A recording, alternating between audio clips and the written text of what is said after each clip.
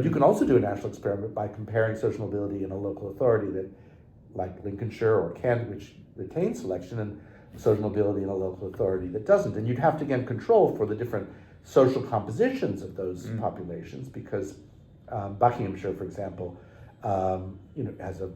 which is another generally pro-selection local authority, and Kent, they have a unusual population determined by their proximity to London. But you can control for those things, and actually what you find when you do that is that actually there's not much difference in social mobility between local authorities that select and don't select. What I would do is turn that around and say, well, okay, so it doesn't really matter that much for social mobility, but if it doesn't matter for social mobility, why are you doing it? And what are the costs of doing it?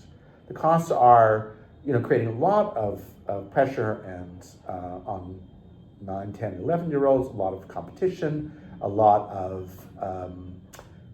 test anxiety, of what used to be known as exam neurosis, without any advantages. That is, if all of those things just made for a go-get-em population, which was, soaring ahead and intellectually and socially as a result of being tested in the crucible of 11+, you might think that was a good thing. But actually, that has not been the outcome, because, as I say, it hasn't had any effect on social mobility. There's no evidence really that it's had any effect on the overall cognitive performance of the population either. So if the advantages of competition at 11 don't exist, then you have to ask, what are the disadvantages? And I think the disadvantages are that they create a lot of tension and anxiety and division in communities which need, especially nowadays, not to be divided but united. And as people remembered in the 50s and 60s, when they were being subjected to this very divisive exam, and also then being given a first-class service or a second-class service, people remembered in the 50s and 60s it's not